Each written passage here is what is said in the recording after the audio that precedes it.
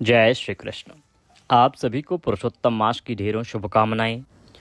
प्रिय भक्तों, आज के इस वीडियो में हम विशेष रूप से बात करेंगे पुरुषोत्तम मास उपवास के विषय में। व्रत मैं इसलिए नहीं कहता इसको क्योंकि व्रत में तो बहुत से नियम भी आते हैं, बहुत से नियम अभिप्राय जो पुरुषोत्तम मास में आप कोई भी नियम धारण कर रहे हैं उनको भी हम व्रत कहते हैं।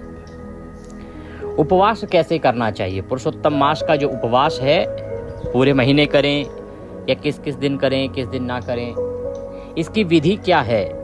क्या हमें खाना चाहिए, क्या नहीं खाना चाहिए, किस वक्त खाना चाहिए, समय क्या रहेगा? क्या दिन में एक वक्त खा सकते हैं, एक समय का विधान है या कोई और विधान है? नक्त व्रत इसे कहा जाता है, तो उसका अभिप्राय क्या है? कब हमें भोजन करना चाहिए, किस प्रकार का भोजन करना चाहिए? इस प्रकार से इसकी महिमा क्या है, अर्थात इस उपवास को करने से या इस व्रत को धारण करने से क्या पुण्य प्राप्त होता है, क्यों महत्वपूर्ण है पुरुषोत्तम मास का यह उपवास, यह व्रत। इस प्रकार से संपूर्ण शास्त्रीय जानकारी उपवास के विषय में, पुरुषोत्तम मास में किए जाने वाले व्रत के विषय में आपको प्रदान की जाएगी। हो सकता है कि जब तक आपको वीडियो प्राप्त हो तब तक पुरुषोत्तम मास आरंभ हो चुका हो, क्योंकि बहुत सी जानकारियां थी पुरुषोत्तम मास के विषय में और हमारे पास समय का अभाव है। इस कारण से ये वीडियो थोड़ा सा देर से है, पर आप इसको जब देखें तभी से आप शुरू कर सकते हैं। ऐसा नहीं है कि अगर 2-4 दिन निकल गए हैं तो अब क्या हो सकता है, जिस दिन आप देख लें उसी दिन से आप इसको आरंभ कर दें, बड़ा कल्याणकारी परिणाम आपको प्राप्त। वीडियो थोड़ा सा भी उपयोगी लगे तो एक बार लाइक अवश्य कीजिएगा, कमेंट बॉक्स में अवश्य लिखिएगा ओम नमो भगवते वासुदेवाय। भगवान वासुदेव आपका कल्याण करेंगे। और चैनल पर नए हैं तो सब्सक्राइब करते जाइएगा, जिससे कि सभी शास्त्रीय जानकारियां आपको प्राप्त होती रहें, क्योंकि ये एक प्रतिष्ठित ज्योतिष संस्थान का चैनल है। प्रिय भक्तों, शास्त्रों में पुरुषोत्तम मास के विषय में, अधिक मास के विषय में बहुत अधिक महिमा लिखी गई है, बहुत कुछ बताया गया है इसके विषय में। समय समय पर मैंने आपको जानकारी दी है, बहुत से वीडियो आपके लिए मैंने प्रदान किए हैं।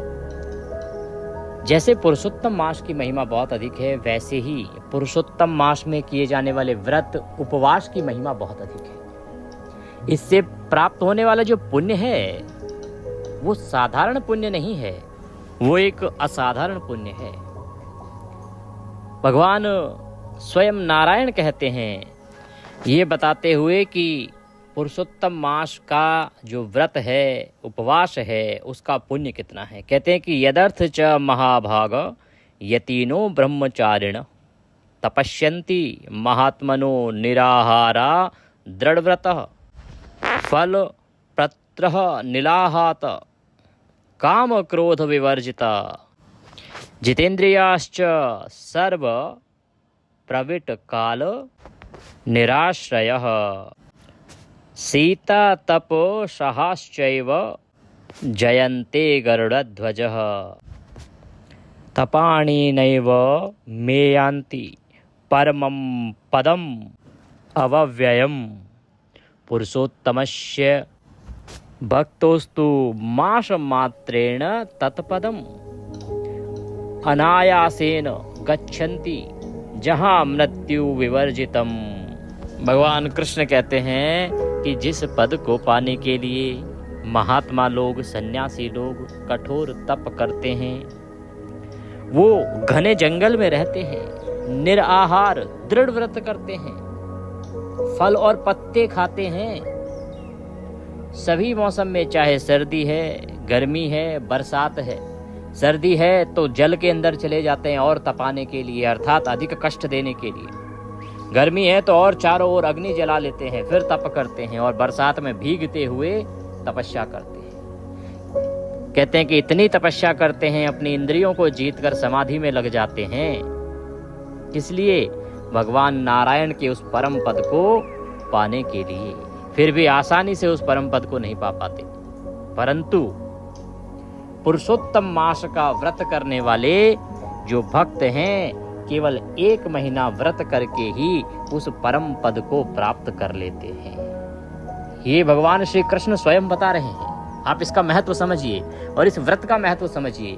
ये चंद लाइनें थी पुराण की, जिसमें बहुत खूब तरीके से इसको कहा गया है। सोचिए कितना पुण्य देने वाला ये व्रत है कि बड़े बड़े कठोर तपस्या करने वाले जो तपस्वी हैं कठोर तपस्या से जिस पुण्य को प्राप्त करते हैं, जिस परम पद को प्राप्त करते हैं, वह परम पद आपको ये व्रत करने मात्र से प्राप्त हो जाता है। और अगर नहीं करते तो क्या है, मानुषम जन्म समप्राप्य माशे श्री पुरुषोत्तमे स्नान दानादि रहिता दरिद्रा जन्मनि जन्मनि। भगवान नारायण स्वयं कहते हैं कि जो जीव मनुष्य का उच्च जीवन पाके भी, क्योंकि मनुष्य जीव जो है ना, मनुष्य का जन्म साधारण लोगों को मिलता नहीं, उच्च कोटि का जन्म कहा गया है, इससे श्रेष्ठ कुछ है नहीं जीव के लिए। तो मनुष्य के रूप में जन्म लेने के बाद भी यदि कोई जीव पुरुषोत्तम मास में स्नान नहीं करता, दान नहीं करता, व्रत आदि नहीं करता, बिना इसके ही बिता देता है, तो वो प्रत्येक जन्म में दरिद्री रहता है, दरिद्र पैदा होता है। तो इसीलिए आपको अवश्य रूप से इस पुरुषोत्तम मास का लाभ लेना चाहिए। यहाँ अभी मैं बताऊं आपको, तो इसमें केवल ऐसा नहीं कि व्रत ही करना है। जो भक्तगण व्रत ना कर पाएं तो आप स्नान कीजिए, प्रातःकाल का स्नान ना कर पाएं, दान तो कर सकते हैं, कुछ ना कुछ सदकर्म करना है। इस महीने को यूं ही नहीं गंवाना है, ये इसका उद्देश्य है कहने का। दान कीजिए, ब्राह्मण को भोजन कराइए, पक्षियों को दाना डालिए, गाय माता को चारा खिलाइए, कुछ ना कुछ करिए, इस महीने का खूब लाभ लीजिए। अब प्रश्न उठता है, जी ये परम कल्याणकारी जो व्रत है पुरुषोत्तम मास का, ये किया कब जाए और समाप्त कब होगा? प्रिय भक्तों, ये जो व्रत है ये पूरे 30 दिन का विधान कहा गया है कि आपको पूरे 30 दिन ये व्रत करना चाहिए। 17 तारीख से पुरुषोत्तम मास आरंभ हो रहा है और इसका समापन होगा 15 जून को। तो 17 मई से आरंभ करके 15 जून तक आपको ये व्रत करना चाहिए। ऐसे में हो सकता है बहुत लोगों को जानकारी का अभाव हो, इसलिए ना शुरू कर पाए हों। तो जब आपको जानकारी प्राप्त हो जाए आप तब से इसको आरंभ कर सकते हैं। अगर आप 17 से आरंभ नहीं कर पाए हैं तो काफ़ी मेरे पास कुछ ऐसे भी संदेश आ रहे हैं। समाज बहुत बड़ा है हमारा, किसी के सूतक है, किसी के पातक है। तो जिनके यहाँ सूतक पातक हैं वो शुद्धि होने के बाद भी इसको आरंभ कर सकते हैं। जैसे ही आपके घर में शुद्धि हो जाए, सूतक समाप्त हो जाए, उसके बाद आप ये व्रत आरंभ कर सकते हैं। क्योंकि सूतक में क्या होता है कि आपके लिए किसी भी प्रकार की पूजा पाठ वर्जित होती है। आप भगवान नारायण की पूजा नहीं कर सकते, किसी देवता की पूजा नहीं कर सकते, यहाँ तक कि मंदिर में दिया बत्ती तक नहीं जला सकते हैं आप। आपको अपने मंदिर के भी पर्दे बंद कर देने चाहिए उन दिनों में। इसीलिए पर जैसे ही सूतक समाप्त हो इसका लाभ लीजिए आप और व्रत आरंभ कर दीजिए, उपवास आरंभ कर दीजिए। अब प्रश्न उठता है कि किया कैसे जाता है। देखिए, प्रातः काल स्नान कीजिए, सूर्योदय से पहले स्नान कीजिए। स्नान करने के बाद स्वच्छ वस्त्र धारण करके भगवान वासुदेव की पूजा कीजिए। भगवान वासुदेव की पूजा की विधि मैंने डाली है, अपलोड किया है, उसका लाभ लीजिएगा। सूक्ष्म रूप से बताऊं तो भगवान को स्नान कराइए, स्नान करा के वस्त्र अर्पित कीजिए, तिलक लगाइए, पुष्प अर्पित कीजिए, धूप दीप दिखाइए और नैवेद्य अर्पित कीजिए। हाथ जोड़ के नमस्कार कीजिए। इस प्रकार से बड़ी सूक्ष्म पूजा है, आप प्रतिदिन पूजन कीजिए भगवान नारायण का। सालिग्राम भगवान हैं तो उनको प्रतिदिन शंख में जल भर के स्नान कराइए। गोपाल जी महाराज हैं, लड्डू गोपाल जी, तो उनको स्नान कराइए। इसके बाद आप बैठ के कथा सुनिए जो महात्म्य में आता है, पुरुषोत्तम मास महात्म्य में। प्रतिदिन का अध्याय सुनिए, 31 अध्याय हैं पुरुषोत्तम मास में महात्म्य के। आप अगर हमारे चैनल पर नए हैं तो सब्सक्राइब कीजिए सबसे पहले तो चैनल को, और दूसरा व्हाट्सएप पे जुड़ जाइए।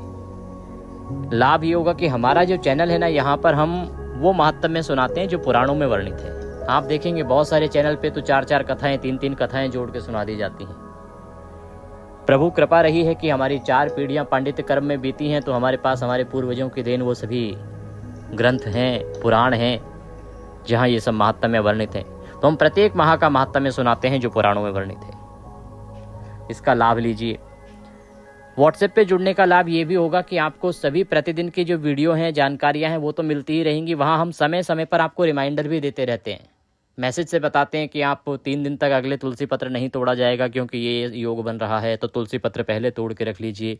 अमुक दिन पर बाल नहीं धोए जाएंगे तो कृपया बाल अभी धो लीजिए, ये तिथि इस दिन आ रही है, इसका व्रत इस दिन से शुरू हो जाएगा, इसके नियम इस दिन से शुरू हो जाएंगे, तो ये कार्य अभी कर लीजिए।